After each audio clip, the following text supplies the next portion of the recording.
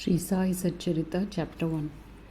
The chapter begins with salutations and the story of grinding wheat and its philosophical significance.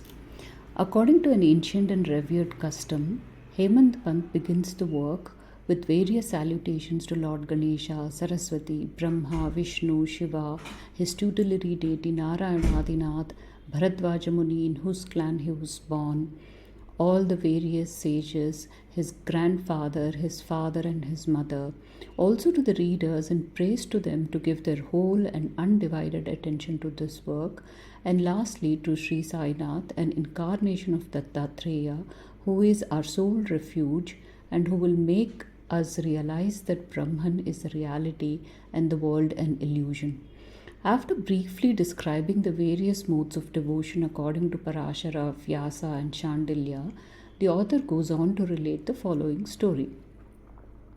It was one morning, sometime after 1910, when I went to the masjid in Shirdi to receive Sai Baba's darshan. I was wonder-struck to see the following phenomenon. After washing his mouth and face, Sai Baba began to make preparations to grind wheat. He spread a sack on the floor and set a hand mill on it. He took some quantity of wheat in a winnowing fan and then, drawing up the sleeves of his kafni and taking hold of the peg of the hand mill, started grinding the wheat by putting a few handful of wheat in the upper opening of the mill and rotating it. I thought to myself, what business had Baba with the grinding of wheat when he possessed nothing, stored nothing, and lived on alms? Some people who had come there thought likewise, but none had the courage to ask Baba what he was doing. Immediately, this news of Baba's grinding wheat spread into the village. The men and the women flocked there to see Baba's act. 4 bold women from the crowd forced their way up, gently pushed Baba aside, and forcibly took the handle into their hands. And then, singing Baba's Leela, started grinding. At first, Baba was enraged, but on seeing the women's love and devotion, he was very pleased and began to smile. While they were grinding, they began to think that since Baba had no house, property, or children, and since he lived on alms, he did not require any wheat flour to make bread. What would he do with this large quantity of flour? Perhaps, as Baba was very kind, he would distribute the flour among us. Thinking in this way, while singing, they finished the grinding, and after putting the handmill aside, they divided the flour into 4 portions and were about to take the flour away. Baba, who had been calm and quiet up till then, got wild and started yelling at them, saying, "Ladies, have you gone mad? Whose father's property are you looting? Have I borrowed any wheat from you so that you can safely take the flour? Now please do this. Take the flour and throw it on the village border limits." On hearing this, the women felt ashamed and whispered amongst themselves and went to the outskirts of the village and spread the flour as directed by Baba. I asked the people of Shirdi, what was this that Baba did? They replied that as the cholera epidemic was spreading in the village, this was Baba's remedy.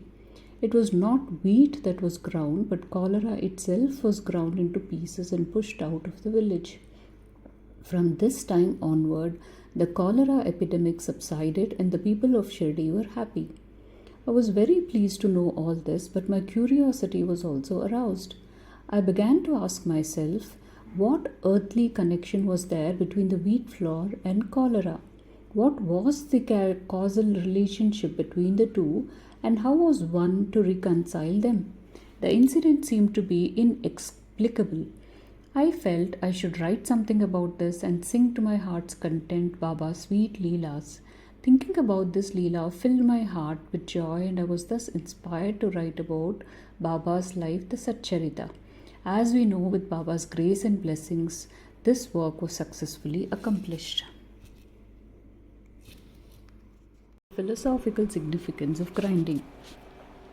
Apart from the meaning which the people of Shirdi gave this incident of grinding wheat, there is, we believe, a philosophical significance too.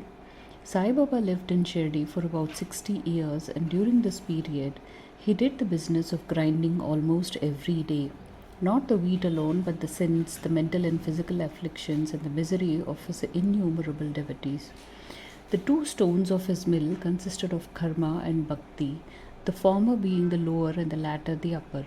The handle with which Baba worked the mill was jnana. It was the firm conviction that knowledge or self realization is not possible unless there is a prior act of grinding of all of our impulses, desires, sins, and the four gunas, sattva, rajas, tamas, and the ahankara, which is so subtle and therefore so difficult to get rid of. This reminds me of a similar story about Kabir, who, upon seeing a woman grinding corn, said to his guru, I am weeping because I feel the agony of being crushed in the wheel of worldly existence like the corn in that handmill. The Guru said, do not be afraid, hold fast to the handle of knowledge of this mill as I do, and do not wander far from the same, but instead turn inward to the center and you are sure to be saved. Om Sai Ram.